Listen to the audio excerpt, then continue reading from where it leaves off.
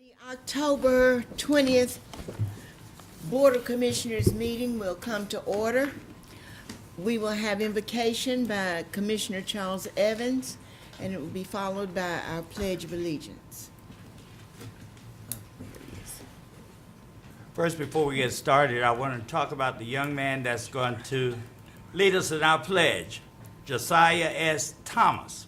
He's a fifth grader at Bill Hefner Elementary School. He's an honor student. Josiah has attended the National Youth Scholar Program the last few years, studying engineering, so he may possibly be a future engineer. And his mother is Crystal Thomas. Would you join me by standing and bowing your heads for the invocation?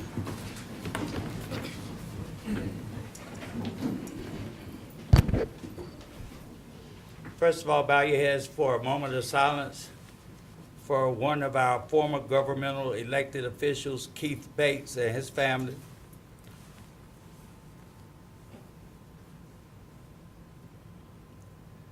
Dear Lord, our Heavenly Father, there are a lot of times that we go on from our day-to-day dealings and we forget. We forget to thank you. We forget to thank you for the things that you have done, the things that you are doing, and the things that you are going to do. With that, Lord, it is an honor and definitely a privilege to say thank you. In Jesus Christ we pray. Amen. Amen. Amen.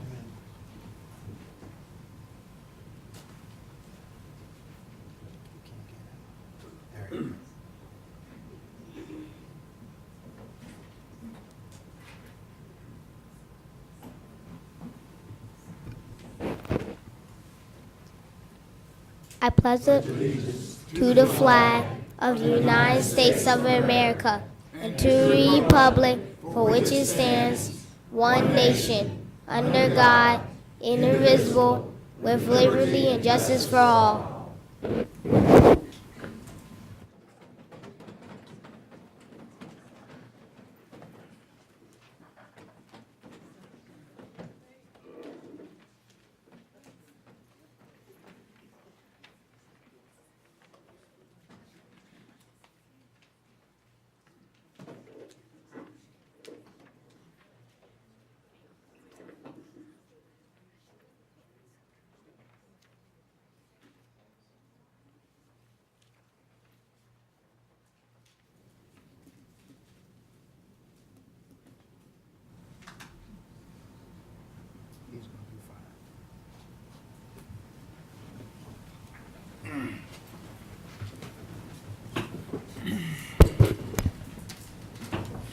Thank you so much for joining us, Josiah and your family. Our public comment period is first. How many speakers do we have, please? We have a total of 4 speakers. All right, then we can allow the full 3 minutes apiece. Thank you. Would you call the first name? Our first speaker is Hunter Evans. It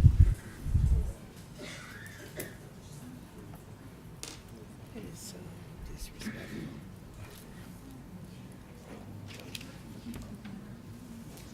Madam Chair, members of the commission, I want to tell you I appreciate y'all letting me come up here and speak. My name is Hunter Evans and live at 2974 Evans Dairy Road in Fayetteville, North Carolina, adjacent to the Cedar Creek Business Center. And I'm here to discuss the Sanderson project, Project Destiny. And at the meeting at the Crown, there was a map shown to the people that showed where Sanderson was going to meet up in the business center, which is right here. What was failed to show was the adjacent, well, not really adjacent, but the proximity of the business of the spray fields. And there's one right here, and that was not shown. I think that as part of the Sanderson's due diligence that we should be allowed information into this, which we have not been shown. But this right here is one parcel, parcel number 2, adjacent. I'm located right here, my brother's right here, my cousin is here. This right here is right next to I-95, and that's the Fields Road interchange right there. From this perspective, it's blown out a little bit, but I take you all the way from the business center, all the way back towards town on Cedar Creek Road to this location right here. And to identify it, it would be right next to the rescue squad and the Cumberland Village, the assisted living. That was a proposed, they have an option on that for a proposed spray field should they decide to come in to the business center. Now, this area right here is just 2.3 miles from where we stand today. Right along here, just 2.3 miles. That's what Fayetteville's going to have should it occur. One of the things that I wanted to read is, let me get the right paper here, is we ask the Cumberland County Board of Commissioners to require a thorough, neutral, and comprehensive assessment of the environmental impacts be conducted as part of any agreement entered into with Sanderson to locate in Cumberland County. And that'll be it, and I thank you for your time. Thank you. Our next speaker is Kemp Burdette. Is who, please? Kemp Burdette. Kim Burdette? Our next speaker. Miss Jackie Taylor.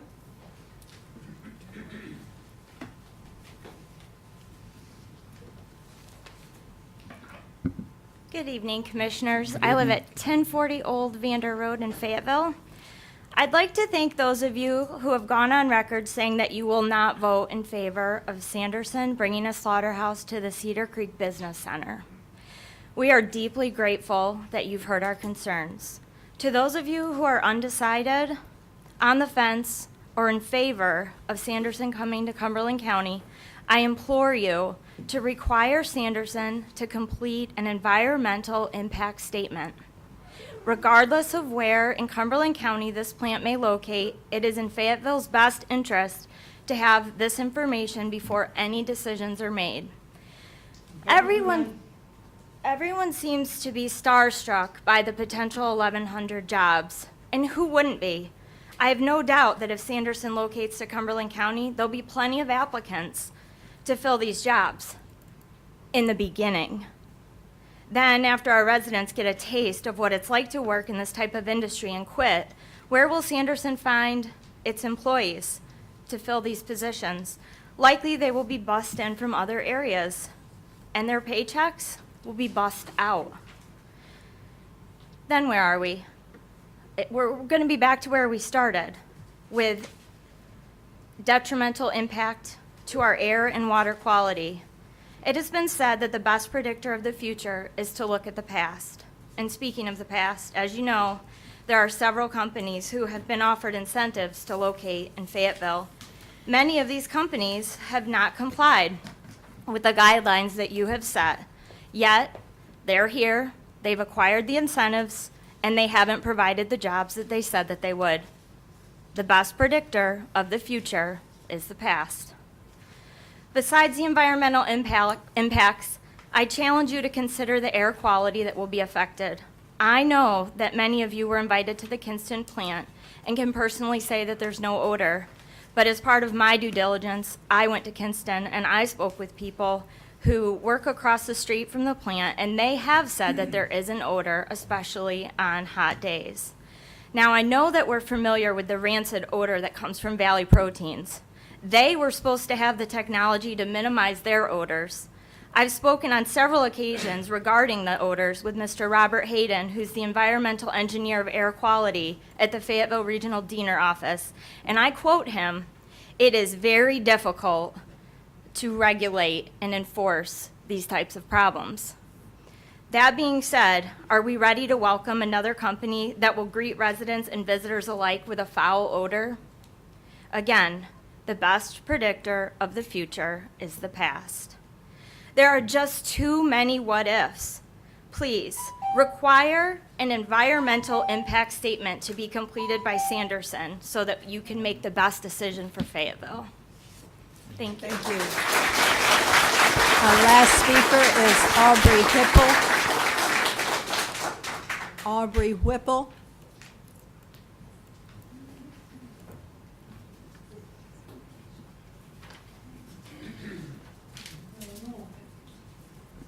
How y'all doing? My name is Aubrey Whipple. I live at 4836 Wrexham Drive, Fayetteville, NC. Located roughly about 5 miles away from where the plant is to be introduced. I can come up here and tell you facts and spew on and on about the environmental. We've all come to understand that yes, that this is a big deal to the area.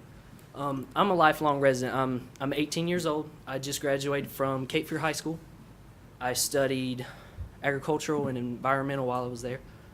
I understand the impact that this will have upon us, but I'm also looking at it more so from an emotional point of view, from a point of view of one day I eventually want to start my life here in Cumberland County.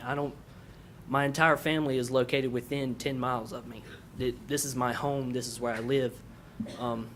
One day I would like to have children here. I'd like them to be able to go through the same fields and woods that I've been and, not have to worry about their future, about how it may affect them, not only through odor, but also through traffic and all these other impacts that it'll have on the area.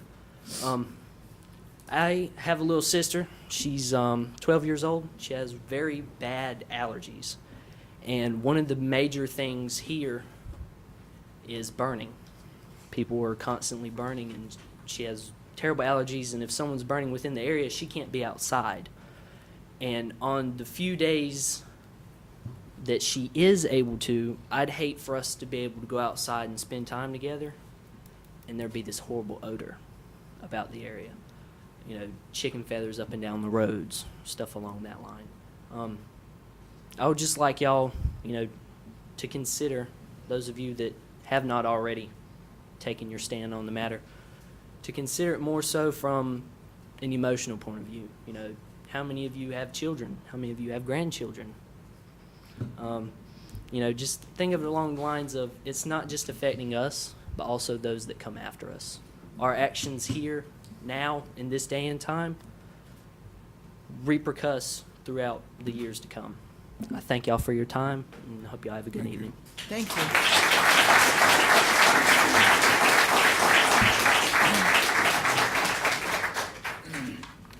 There are no further speakers. All right, yeah, there being no further speakers, then that is the end of the public comment period. Thank you so much for sharing, and for those of you who want to leave, you may be excused, but feel free to stay for the rest of our meeting. I do not think it's going to be a very long meeting. I know I'll see you again, most of you, if you don't leave, I'll see you again on whatever the first Monday is in November. I can't remember the date right now. But thank you so much for joining us.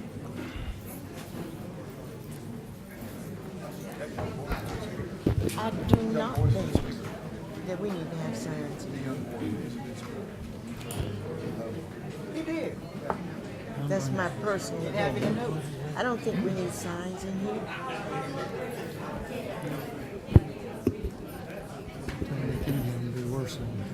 I don't know. I didn't look into that.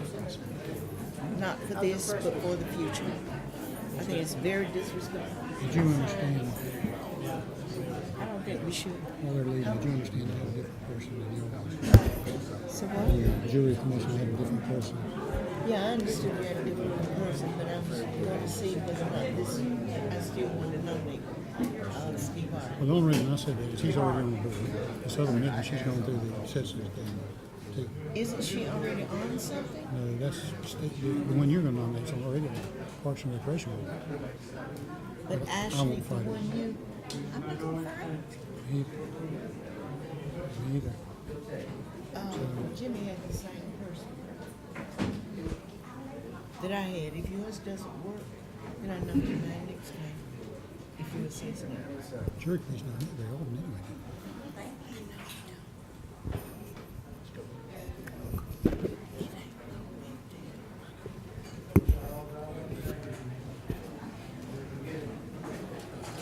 All right, if we could go ahead now as the crowd is leaving, and item number 1. Offer motion approved, Madam Chair. Second. Madam Chair? Before we do that, I think there may be an addition to the agenda. It is, Okay. I can take it. Would you like for me to ask? yes, please. Okay. Commissioners, if you would consider an addition to the agenda, item 2I, a proclamation declaring the weekend of November 1st, 2nd as Fayetteville Rotary Junior Tennis Tournament Week. I second that. And Madam Chair, I'd have a change I would ask the board to consider, please. We do need a closed session, but I would ask the board to consider changing the closed session from attorney-client to a personnel closed session under NCGS 143-318-11A6. All right, we have 2 additions, the proclamation and then changing the closed session, which will be a personnel matter. I so move, Madam Chair. Second. All right, those in favor? Unanimous? Now, where are we? Item 2, the consent agenda. Yes, ma'am. Do I have a So motion? move, Madam Chair. Second? Question? Yes, was the proclamation added to the consent agenda? It was, It was, okay. yes. I added it as 2I. Do I? Okay. If not, hearing the motion to approve the consent agenda, those in favor? Unanimous? Thank you. Item number 3 is a public hearing. It's an uncontested rezoning case, case P14-49. All right, Yes, ma'am. There's no opposition to this, and the planning board recommended unanimously that you adopt the consistency with the land use plan and the reasonableness statement and approve the RR, rezoning to the RR. all right, thank you. Then I open the public hearing. There And are there- no speakers. There are no speakers. I'll close the public hearing. Mr. Fairclough? Madam Chair, I move that we find the request for rezoning consistent with the 2030 Growth Vision Plan, any other applicable land use plan reasonable and in the public interest for the reasons stated in the recommendation of the planning board, included in the agenda package, and as reflected in the minutes of the planning board consideration of this case, which minutes are to be fully incorporated herein by reference. Second. You've heard the motion and second. Those in favor? Unanimous? All right. The next public hearing are minimum housing code enforcement. I got a second. We have a Sorry. second. Second motion, Madam Chair, would be to approve the rezoning from R10 to RR as recommended by the planning board and as reflected in the minutes of the planning board's consideration of the case, which minutes are to be fully incorporated herein by reference. Second. You've heard the motion and the second. Is there no questions? Those in favor? Unanimous?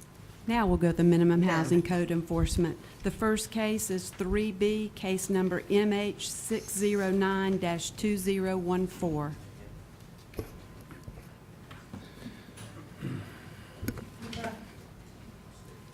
All right. Okay. May I give you those, please? Do you swear or affirm that the testimony you're about to give us the truth, the whole truth?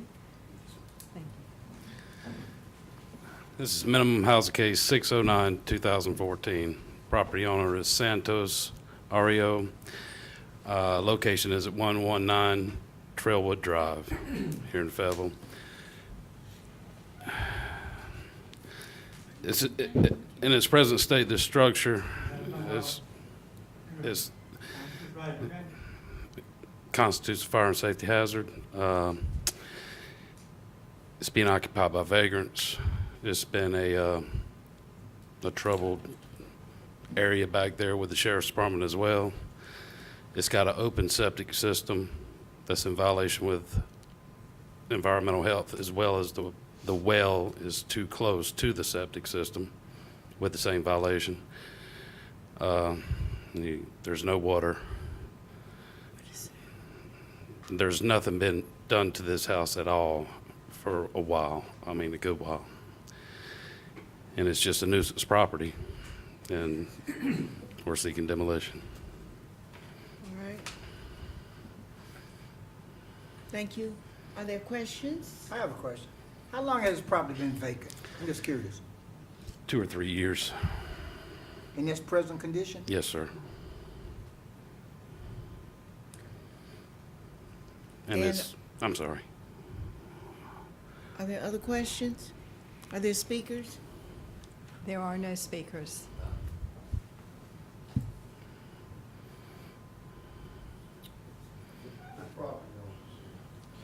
Yeah, the property owner's here, but we have to help him. We have to write in here. I'm not sure you can sign it. He's hearing impaired, but. does he Who have was any- does he have accompanying anybody here him? with him? His wife was here. While we're waiting, Madam Chair, Yes. have you had any correspondence with the homeowner throughout this process? Yes, sir. He's And what is his status or her status? just Mr. Okay. Ario is all we've talked to. Okay. And First, how did you How communicate? did you, we had to write everything down, and he got paperwork. He got all the Okay. paperwork that he needed, and Does he understand? yeah, I think he does. I mean, He's writing his response. Okay. he understands, and Does he have the ability to have someone represent him that maybe, that can communicate a little bit easier? well, like we said, his wife was here, Does she speak English? and all right. Does she speak English? yes, sir. Yes, sir.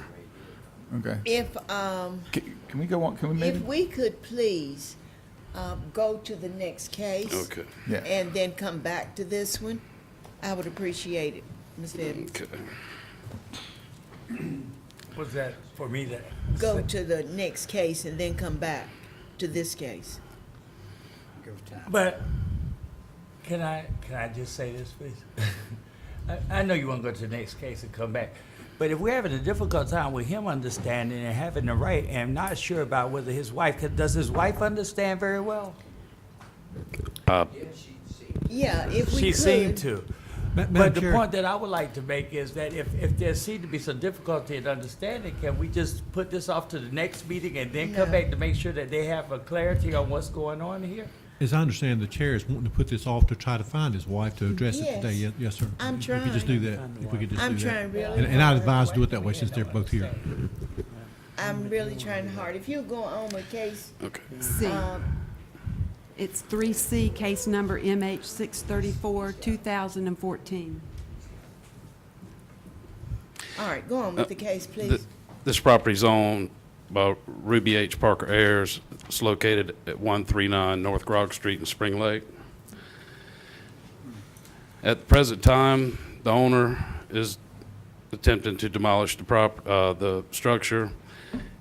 There's lots of old timber in it that he's trying to salvage. Compliance date is up, and, but we're seeking demolition on this property as well. See, as you can see here, there's a lot of real good timber in this property. But 30 days is what we're asking for. 30 days? Yes, ma'am. All right.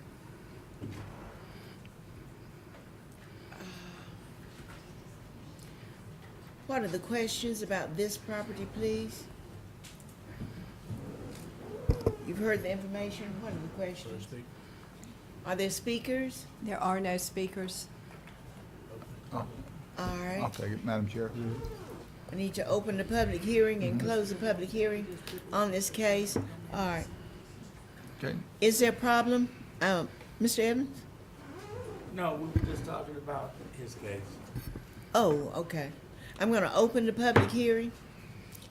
And if there are no speakers, I'm going to close the public hearing. Madam Chair? Yes. I'd like to make a motion that we adopt the order and report the minimum housing inspector as the true facts in this case, and to order the property owner to remove or demolish a dwelling within 30 days. To order that the inspector to remove or demolish a dwelling if the owner fails to do so and impose a lien on the real property for the cost of such action.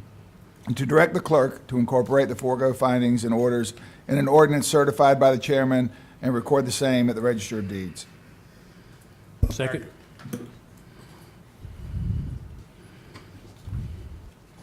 All right, you've heard the motion. Those in favor of the motion? Question, I got a question. Oh, question, I'm sorry.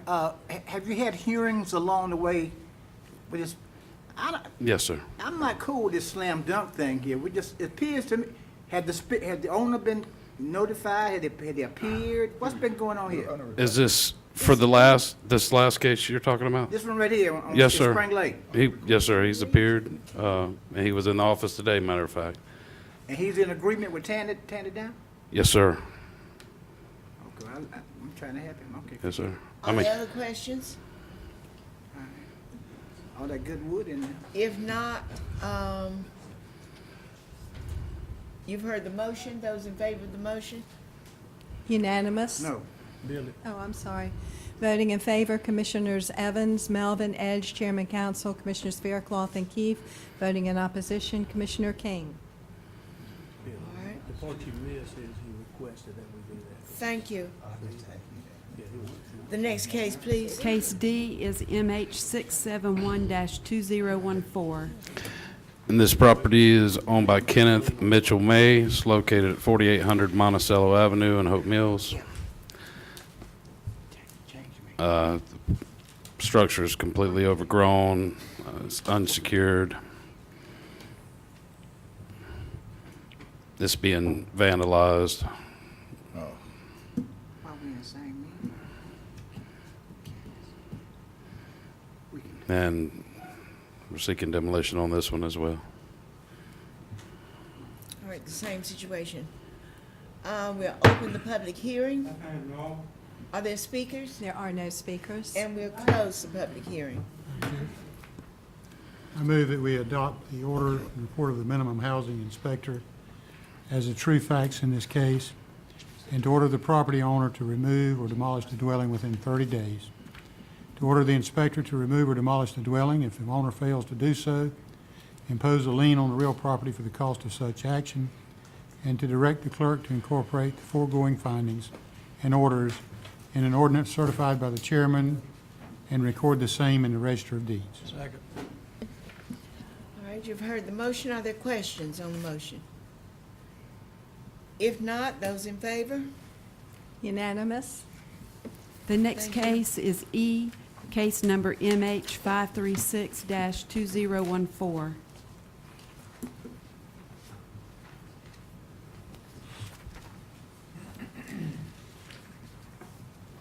Do you swear or affirm that the testimony you're about to give is the truth and the whole truth and nothing but the truth?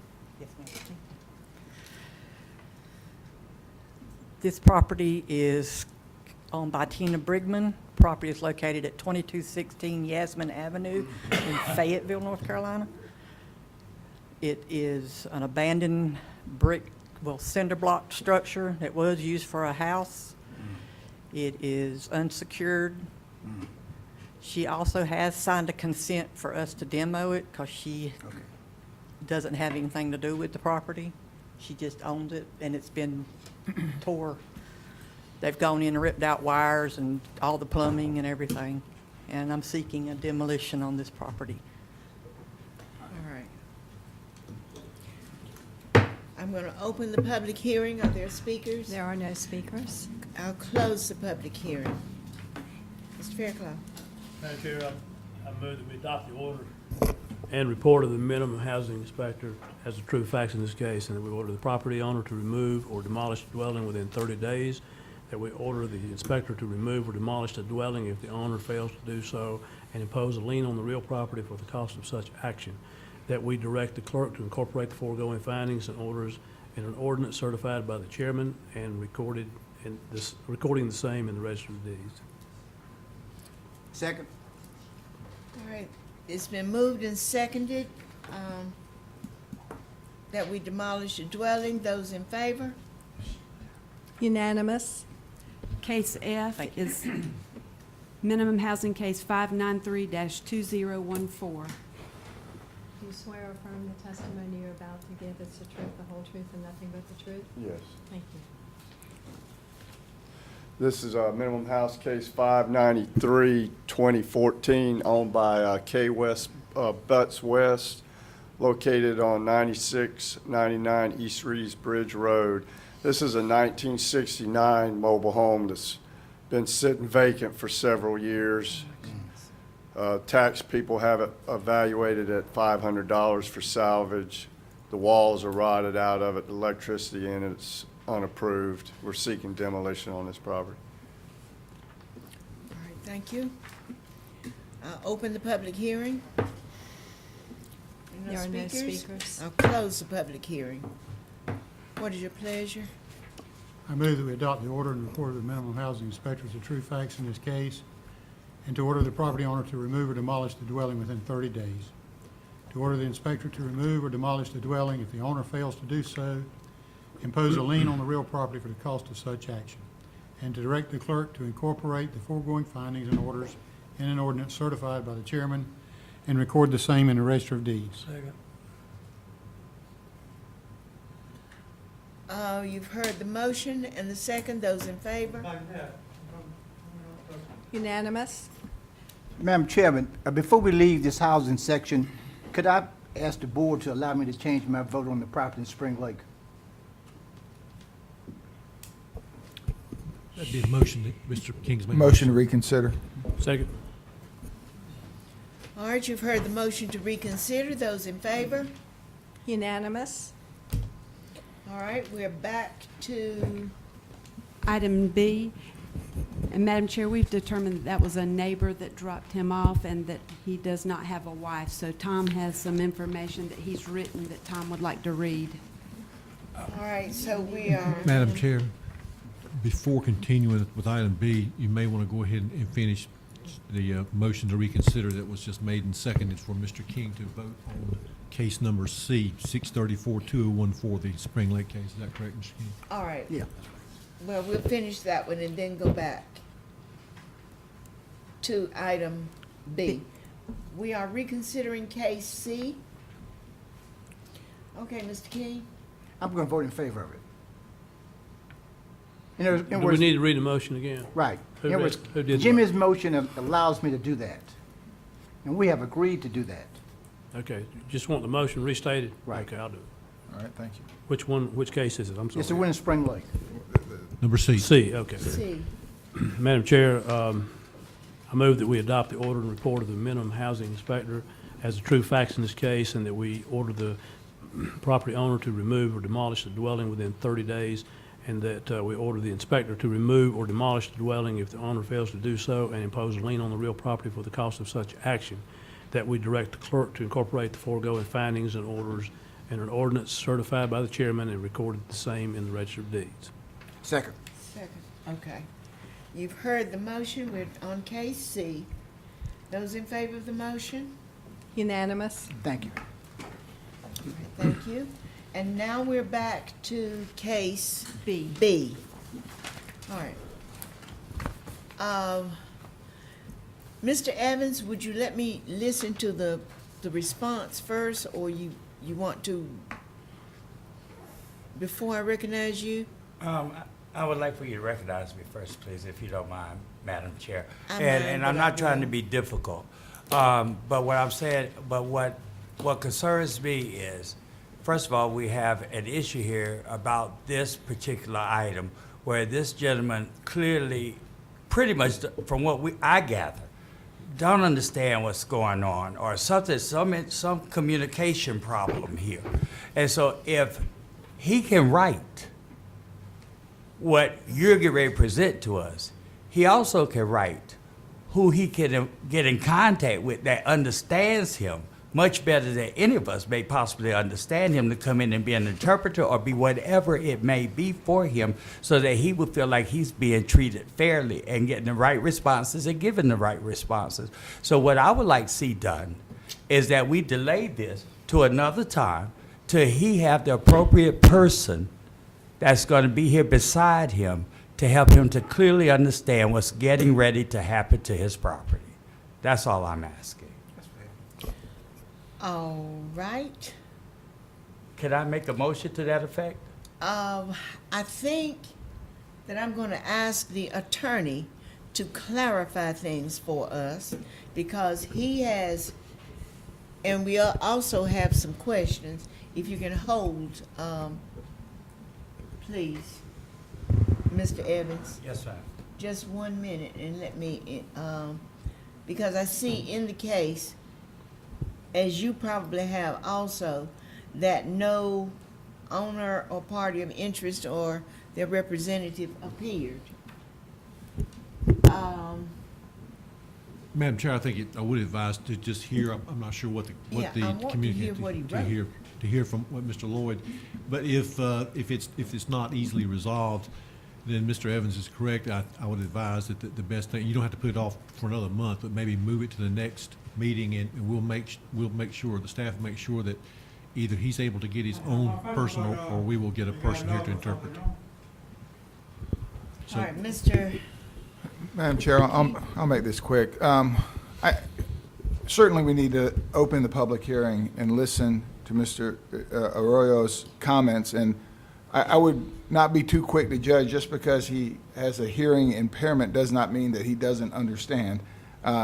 So I would assume that Mr. Lloyd is going to read for Mr. Arroyo during the public comment period, and if we find out at that time that that he has not been justly given his due, then we can delay it at that time. But certainly, I think we should hear from Mr. Arroyo or through Mr. Lloyd. And the fact that his speech isn't clear or he can't hear well does not mean he doesn't understand. All right, thank you.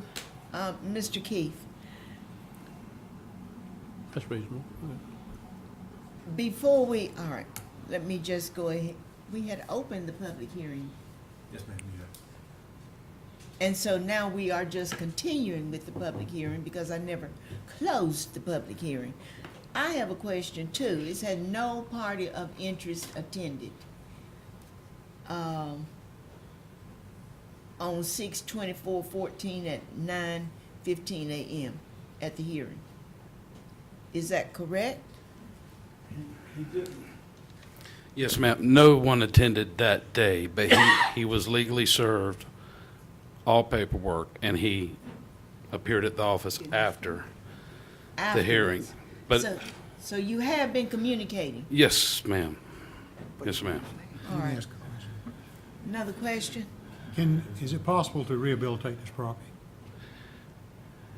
Well, the health department has right now a violation with an open septic system with a well that is placed too close to the septic system. There's been no, that I know of, communication between Mr. Ario and the health department to fix that problem. That's just under minimum housing. That would definitely have to be done. Then there is a lot of other issues with the house. I mean, it would Okay, cost a good amount of money. thank you for answering our two questions. Now, if we could hear the response? The persons who made the complaint don't even live in the area. I know who they are. One is, and he names them. They have analyzed all my properties, including my home and another property at 6404 Whitehall Drive. They cost around $40,000 to $50,000 damage, then they reported. I bought the house to keep it away from prostitution and drugs. All right. When I asked him Mr. Lloyd, was that statement written by Mr. Arroyo and given to you just directly just a few minutes ago? Yes, sir. Okay. He also wrote, when I asked him, why don't you want the house demolished? His reply was, he said he pays taxes on it. He wants it demolished? He doesn't want it demolished. He doesn't want it demolished Correct, because he pays taxes on it? correct. All right. Madam Chair, I certainly think Mr. Arroyo understands what's going on here, right. very much. Thank you, Mr. Keefe. We have Mr. Evans had a motion and wanted to make one earlier.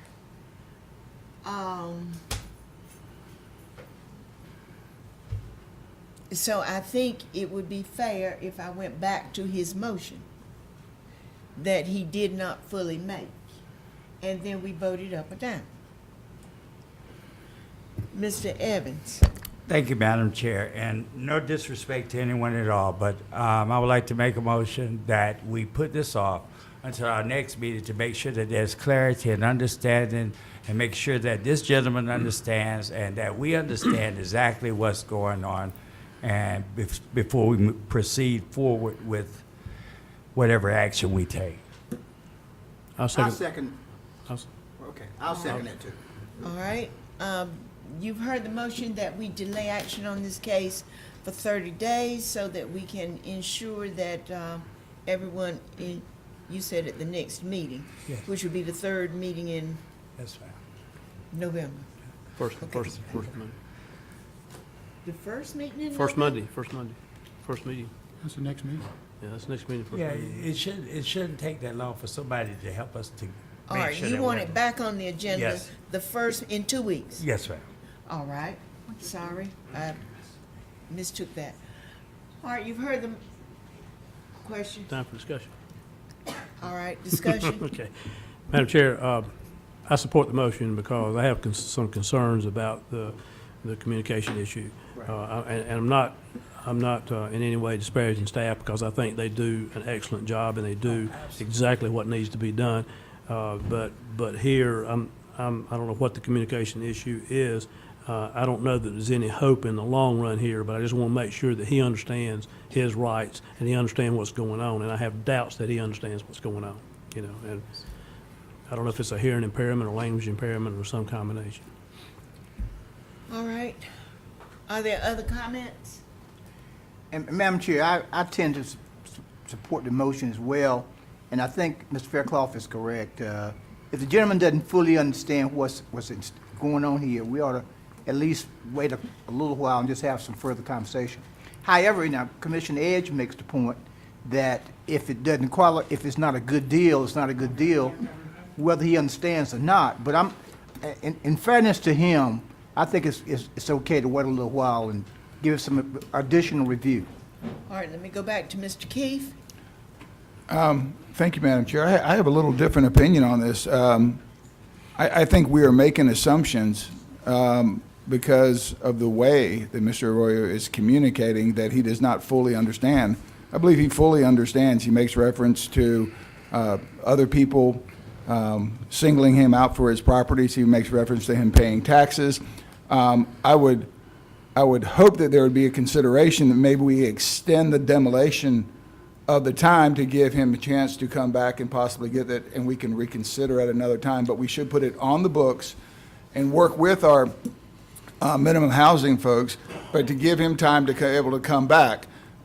So if this is a little unorthodox, but I would like to get it on the books and maybe ask for 90 days for Mr. Arroyo to be able to come back to us if he has any change in it, but it will be on the books for 90 days. I'd like to ask that in a substitute motion. I'll second the substitute motion. All right, we now have a substitute motion on the floor, which is that we go ahead with the case and then give 90 days. When you were asking about the cost, we estimate $31,000 to rehabilitate this property. I mean, heating and air, everything, and that's exceeding the 50% for what we go by, and that was at a, All right. that was at a, it's like $25 per square foot is what we, So, You just know. for clarification, you're saying the property is not worth $62,000? no, sir. It's, Okay. right now, the tax department has it valued at $21,311. And it's going to cost $31,000 to rehab it, and if they spend that on it, it has to come up to current standards? Yes, sir. Okay. All right. Mr. King?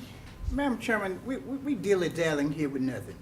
It appears to me that Mr. Evans made a reasonable request to go back and let's review it again. There is no point in talking about 30 days, 60 days. What's at stake there? I mean, the world won't end if we don't do this thing tonight. I mean, there's no great rush to just go out here and save the community with that vote. I thought Ms. Evans' request was reasonable. I mean, Jimmy, what's the big deal? That we give Mr. I mean, we're just being reasonable. There's a Okay. communication issue here, and we're just being reasonable. And the notion of taking it back to the planning board, I thought was reasonable. All right, it wasn't going back to the planning board. I thought it was going back to the planning staff to give 2 weeks to see whether or not Mr. Arroyo could communicate fairly. Mr. Keefe's motion, as I understand it, would give 3 months Right. for that same process. Right. So it's a matter of whether or not you want to give 2 weeks or 3 months. Mr. Keefe's motion gives 3 months. Mr. Evans' motion gives 2 weeks.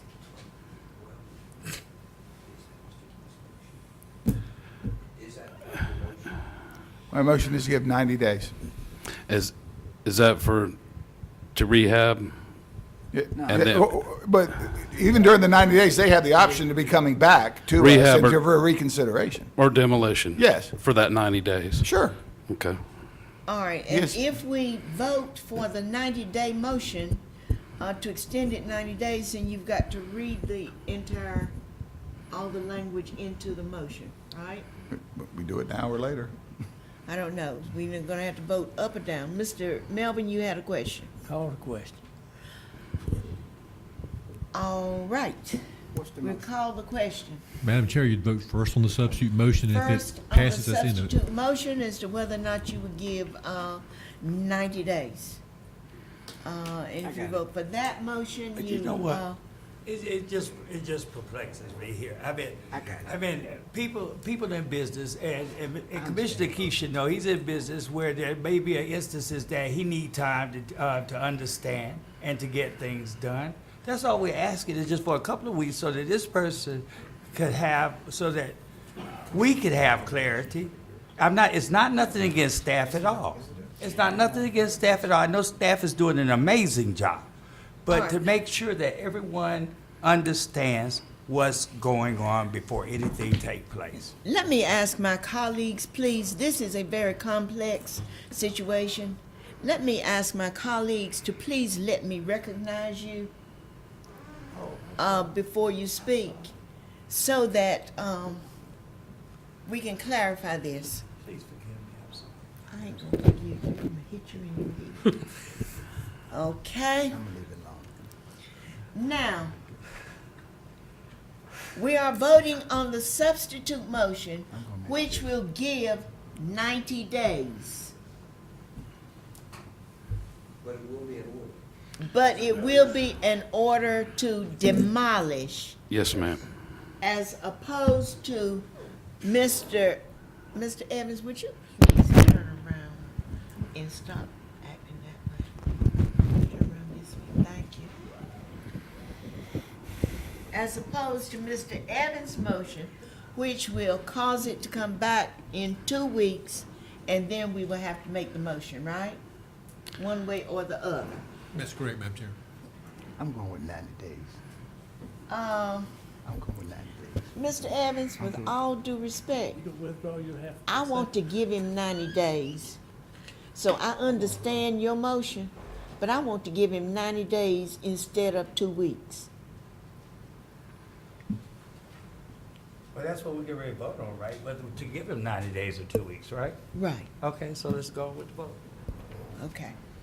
I'm just telling you why I'm gonna. Yes, ma'am, I understand. I understand. Okay. I understand. Rick, should I read this? Okay. Madam Chair, would you like for me to read the motion? Jesus, keep me near the cross.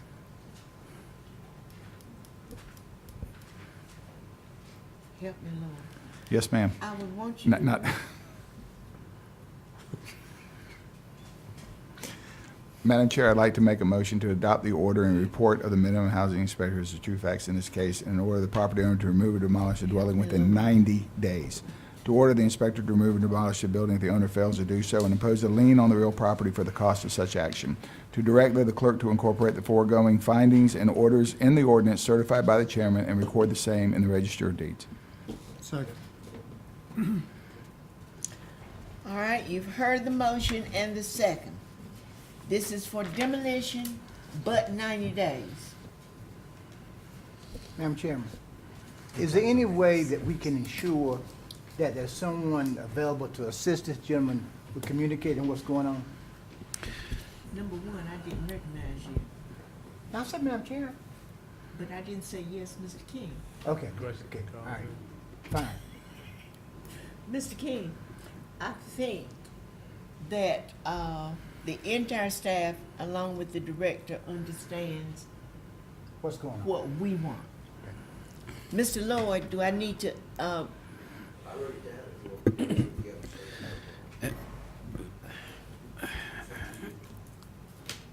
I'm calling for the question on this motion, okay? I'm calling the question on this motion. Those in favor, please raise your hand of the motion. Voting in Okay. favor, Commissioners Edge, Council, Keith, and King. Voting in opposition, Commissioners Evans, Melvin, and Fairclough. All right, and we are back to Mr. Evans' motion, which gives 2 weeks. No. You didn't vote on it. No. It passed. The substitute passed, so Mr. Evans' I motion. thought only 3 people voted for it. You know, Mr. King changed on us. Voting in opposition were Commissioners Evans, Melvin, and Fairclough. You got 90 days to get it done. All right, this gives 90 days to Mr. Aurora. He has 3 months. Because the substitute motion passed, then it does become the main motion. That's correct, Madam Chair. That's correct. All right.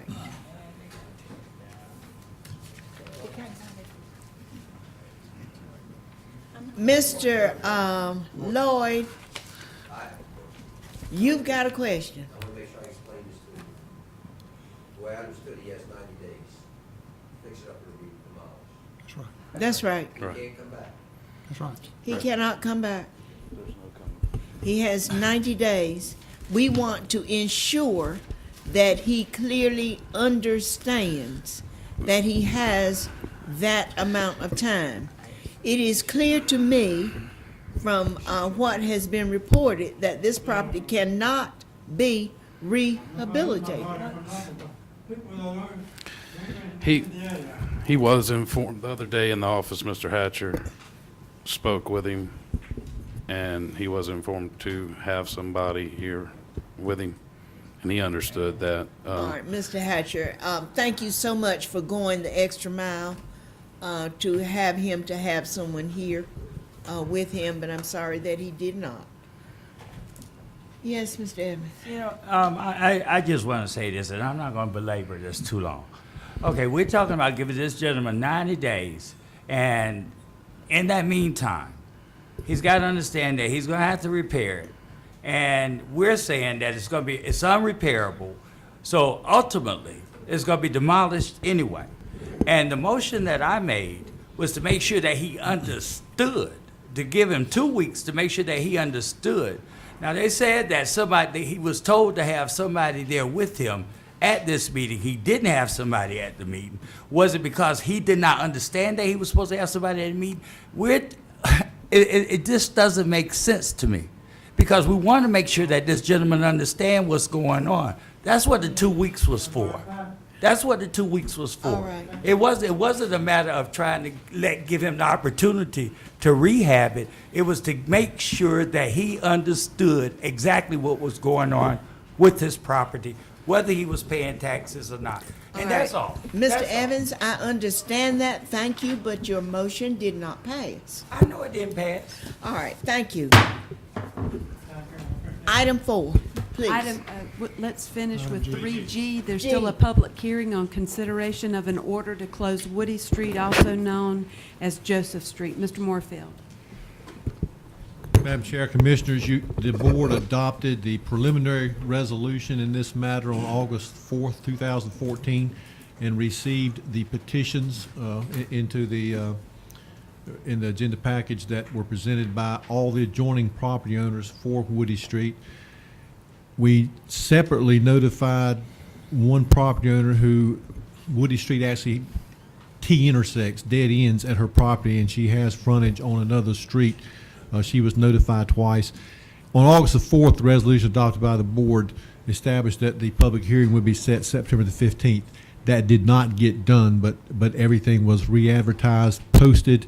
Ms. Miller was mailed again, and it is ready to go forward. At this point, we have attached as exhibits the description of the property, and that was prepared by the surveyor for the property owners who requested this.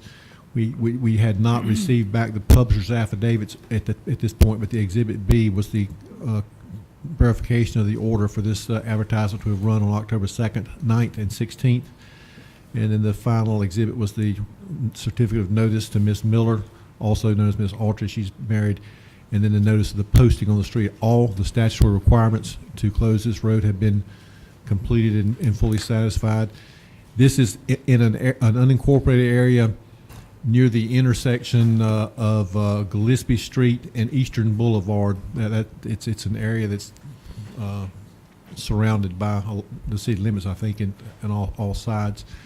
And it was brought about by Americo Real Estate, which owns the U-Haul storage facility there, and they started this, but have been obviously all the other property owners have been involved. And of course, once this, if you pass this, once it is recorded in Register Deeds, that property will vest to the center line and the adjoining property owners.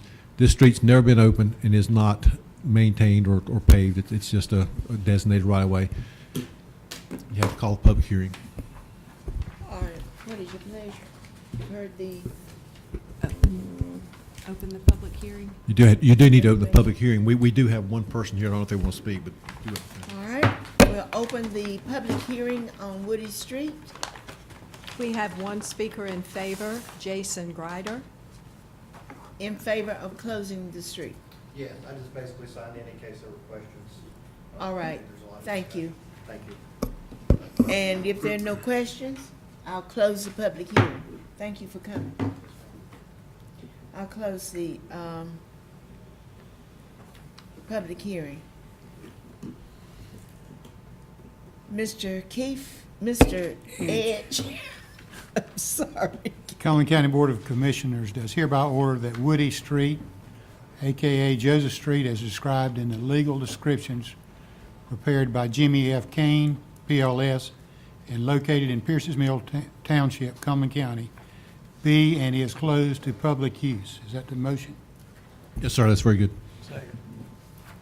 It's been moved and seconded that Woody Street, be also known as Joseph Street, be closed. Those in favor? Unanimous. All right, thank you. Item number 4 is a presentation. I'll ask Mr. Lawson to introduce it. Good evening. Item number 4 is a presentation on Ebola planning and preparedness. We have Deputy Health Director Rod Jenkins here with us tonight to provide this presentation on behalf of Health Director Buck Wilson.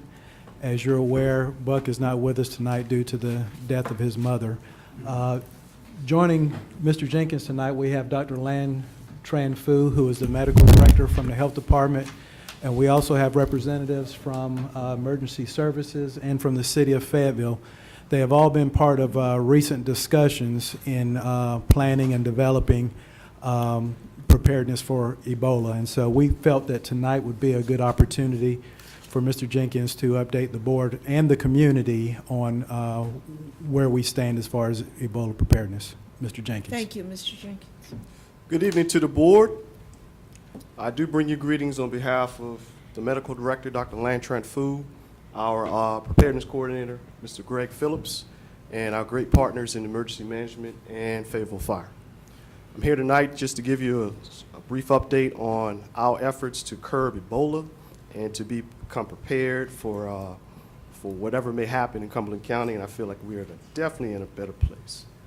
In terms of the overview, we're going to talk about the Centers for Disease Control Situation Report, the role of public health, disease monitoring, status in North Carolina at the present, and we will be more than happy to entertain your questions. The 2014 Ebola epidemic is the largest in history. It's affecting multiple countries in West Africa. As of October 15, 2004, there are 8,973 cases of Ebola in West Africa, with 4,493 deaths from the outbreak. The number of cases is doubling approximately every 20 days.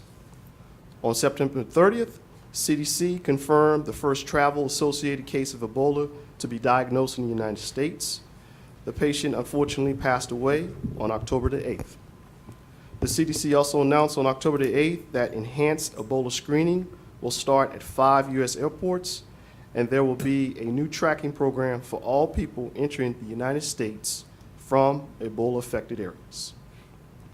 2 additional healthcare workers with direct links to the index patient have tested positive for Ebola. A focus on persons who resided in or traveled to a country with widespread Ebola transmission rather than an Ebola-affected area has commenced. It is important for the board to note that North Carolina has been preparing for this since late July 2014. As we all know, we had two North Carolinians who were affected with Ebola who have strong ties to North Carolina. In talking about the role of public health, first we want to talk about education prevention, in particular the providers.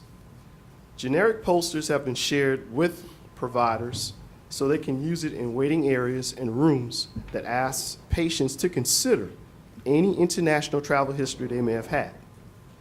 Your health department has been sharing information with providers and partners since late July, early August. The health department has also worked to make our staff available at all times to answer any questions our general public or our partners may have. You should also know that we have one person who's dedicated to telephone triage for Ebola, and we also have an Epi on call 24 hours a day, 7 days a week telephone number to answer those calls as well. Recent coordinating conference calls have included partners in hospitals, emergency management, emergency medical services, Cumberland County school districts, and others due to the need to ensure consistent and timely information exchange. The Health Department's webpage, with the help of Ms. Sally Shutt, has been updated with direct links to Ebola for the North Carolina Department of Health and Human Services. The North Carolina State Lab has implemented Ebola testing, and the North Carolina Department of Public Health has established an Ebola information hotline through its Poison Control Center, and that number is 1-800-222-1222. In talking about our partnerships, as I before mentioned, we have a dynamic partnership with the state, Division of Public Health, of course with the feds, the Center for Disease Control, but more importantly, I'd like to highlight our local partnerships, which includes the hospital, EMS, emergency management, sheriff's department, police and fire for the city of Fayetteville, school system, Fort Bragg, Womack Army Hospital, and also the Veterans Administration. We have all met in some capacity in the spirit of preparedness. In terms of training for staff, we are continuously reviewing all hazard response plans as it pertains to Cumberland County.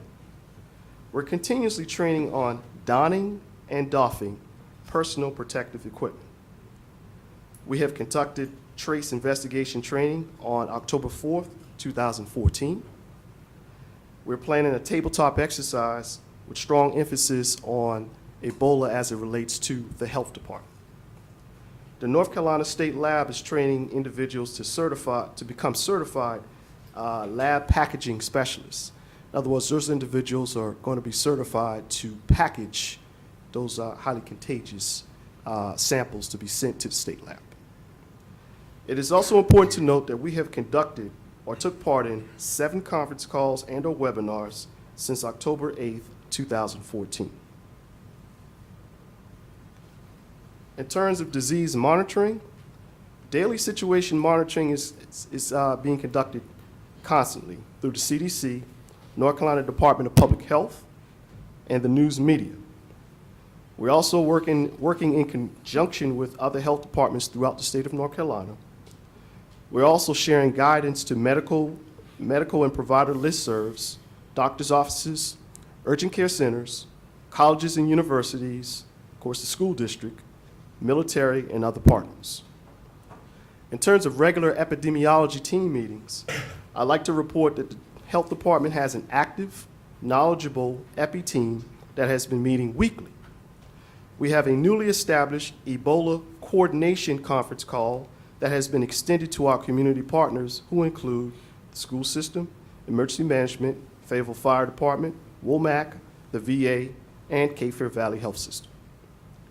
In terms of our level of preparedness, it is my professional opinion, with the many facets of coordination that have been deployed, we are prepared. It's important that I tell my board that there are no cases currently in the state of North Carolina. And I will reiterate that there are no cases currently in the state of North Carolina. As a health professional, it's important that I say to the general public, if you feel that you're symptomatic, please call your doctor or the local health department immediately. At this time, I'll be more than happy to field your questions along with the assistance of Dr. Lantran Fu. Okay, are there questions? We have citizens who have been in contact with our office, a lot of them, about Ebola. Yes, ma'am. They are frightened, and some people are afraid because of the deployment of so many persons from Fort Bragg, and the fact that we have people who travel here from all parts of the world. So you understand that the calls have been coming, Yes, hot and heavy. I'm sure you've been getting them too. Yes, ma'am. Mr. Keith? Thank you, Madam Chair. Thank you for the update. And as Madam Chair just said a little while ago, we're a little bit of a unique community because there is a lot of transients that come in here, mostly in the military, and there's some concern.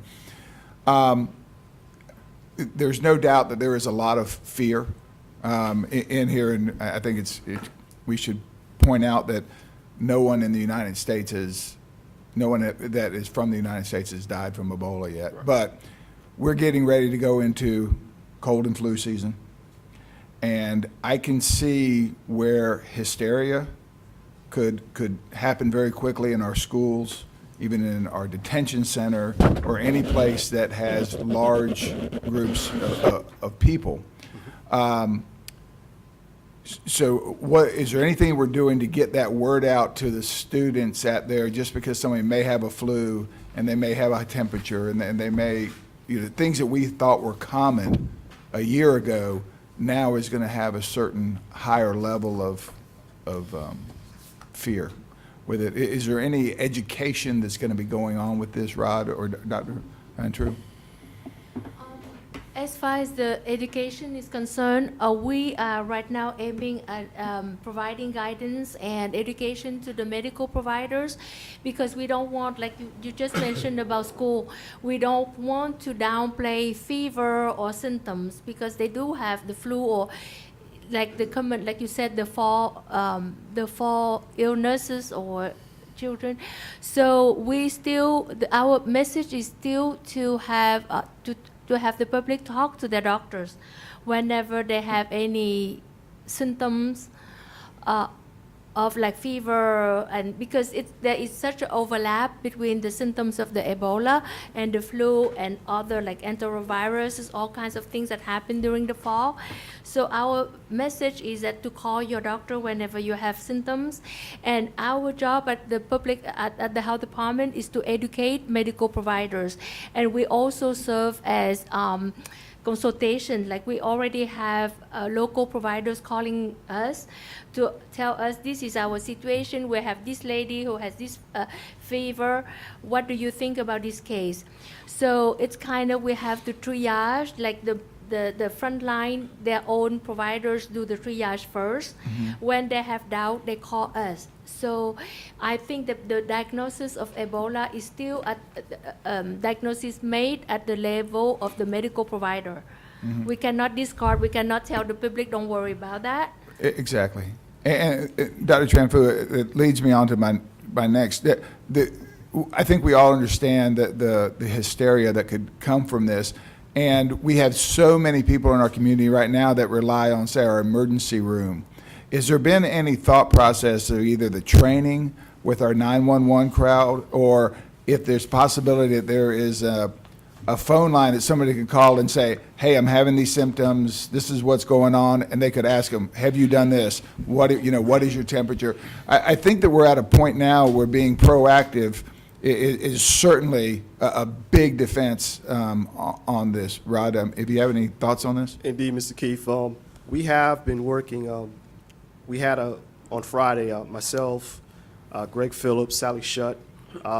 We had a conference with Cape Fear Valley, and Womack, elements of Womack was there, Fort Bragg, of course, hospital, emergency management, and that was for the sole purpose of us establishing that committee so that we can continue to meet and kind of work through these things.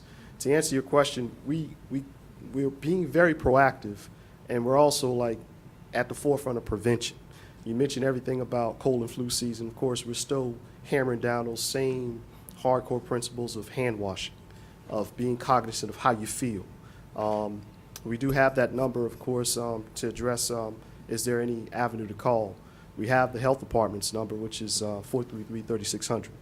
Will it be monitored 24/7? Absolutely. Okay. And it'll lead you into the Epi on call. So of course, you can call that number. But of course, more importantly, we want you to be able to call the folks at the state. And again, that number, 1-800-222-1222. I say again, 1-800-222-1222. And that was definitely a good move on behalf of the state, because we want to curb the hysteria. We want people to feel comfortable knowing that they have somebody they can talk to, and to get their questions answered. Those people who don't really want to pick up the phone, they're internet savvy, they got their smartphones, they can log onto our county's website, and then if they go to the health department site, it'll link them to the state's website, and it has all the Ebola information. If you want, they're a little bit more savvy, they can go directly to the CDC. While on the topic of the CDC, just about every healthcare provider in Cumberland County is taking directives from the CDC as it relates to Ebola. And they have that diagram of what to look for. And we send out email blasts, we send out notifications to our community partners just to ensure that they have everything they need. I hope I'm answering your question. Yep. Thank you. Are there other questions? Oh. I don't know which was first. Mr. King. Rod, so it's clear that the lead agency here locally is the health department. Crystal clear. That's all I want to know. Yeah, Rod and Dr. Tranfu, I don't know if y'all were watching the TV, you probably were not, but Channel 5 on the 5 o'clock news was very, very complimentary of Cumberland County for being on the leading edge of being proactive about Ebola. They were very complimentary, first of all, that we were having this on our agenda tonight. And also, they showed a video where Cape Fear Valley and the emergency services had gone through a mock training exercise where they had to don all the equipment. So a mock patient had presented at the Stedman Health Clinic, and as soon as the triage people recognized the symptoms, everybody was donning the proper attire, and they were calling EMS. EMS was all suited up with their staff. They picked up the patient, took him to the emergency room, and, went through a whole exercise with that. So what I'm saying is Channel 5 was very, very complimentary of Cumberland County for being one of the first, or if not the first, county to start getting a handle on it. Yes, sir. And for good reason, because we're going to have people coming back from over there before too long that may be exposed. So it's well that we're doing that. And the second part of it, I just want to ask, do you all know what the status of a vaccine for this disease is at this point? At the current time, no, we do not have a vaccine yet. I hope, I'm sure that they are working on it, but we do not have it available. There are drugs that people who came back from West Africa, and they are still experimental. So on some people it worked, and on some people the new drug didn't work. So we're still waiting. Did you participate with the event this afternoon? The health department? No, ma'am, we did not. All right. Anyone here participate? Just our 911 center was part of that. The 911 center, okay. Thank you. Thank you. Are there other questions? Are you contacted by the, well, can't be contacted by any more people. You contacted by Yes, enough people right now. Okay. But Thank I just you. like to say talked with, it's just a great privilege to be a part of this team, and I don't, I'm standing in front of you before you as a health department representative, but it is a true collaborative effort. And our partners over there, the emergency management, have been wonderful to us, and EMS and fire. I mean, we are really coming together to get ahead of this thing. So I just want to publicly acknowledge the partnership. Well, I personally spoke with Mr. Wilson, it wasn't last week, it was before then. And he told me what was going on, and because I was getting a lot of calls and wanting to know whether or not everybody was working in collaboration with each other, and he assured me that you were. So, thank you so much for your response, and thank you for the rest of you for coming for this presentation. We appreciate it. Thank you. Thank you so much. Madam Manager? Item number 5 is a request for a nomination and an appointment to the jury commission. You want to speak? Did you all have a question for him? I sure did. All right. Jury commission. This is a nomination and an appointment to the jury commission. I think we have 2 people with nominees. Well, there are 2 people on our list that have gone through the County Citizens Academy, which we deem that to be very important in appointments to boards and committees. One is already serving on the Parks and Recreation Board, and I would like to nominate Ashley Hankins, who also is a graduate of the Citizens Academy, for the jury commission. And if this is a nomination and appointment, I guess I would like to nominate and appoint her.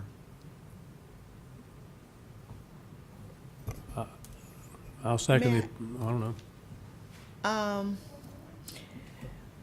Okay, it's, You asked for further nominations, I suppose. okay, we've been asking for further, are there further nominations?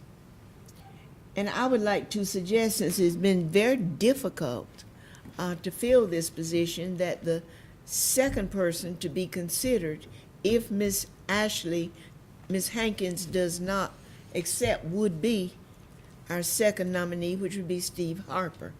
How do I do that? Bring it Do I make a motion or what do I do? You could place him in as an alternate in the event. As an alternate, and Mr. Harper, the second person who's a graduate, be an alternate. Can I add that? Sure. I'll make that part of my motion. All right, that's part of your motion. Thank you. I'll second that. Are you ready to vote on Ms. Hankins as nominated and appointed with Mr. Harper as alternate? Okay, those in favor? Unanimous. Thank you so much. And now, number 6, appointments. Madam Chair, we have 2 nominees to the Library Board of Trustees, Paige Ross and Brian Tyler, and 2 vacancies and nominees for the Nursing Home Advisory Board, Tom Lloyd and Clyde Hammond, and I would move that we appoint these people. Second. Those in favor of the appointments? Unanimous. All right, thank you. And item 7 is a closed session for a personnel matter. Yes, ma'am. All right, with the appropriate numbers. NCGS 143-318-11A6. All right, thank Move that we go you. into closed session for a personnel matter. Second? Those in favor? Unanimous. All right, Ms. Shep.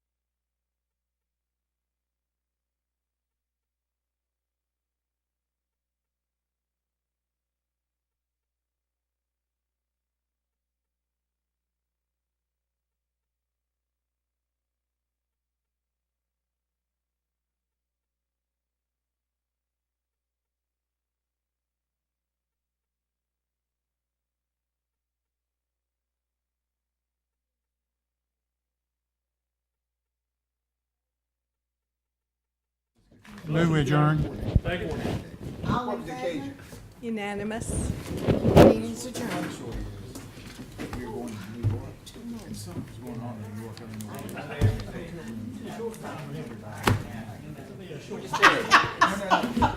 Y'all.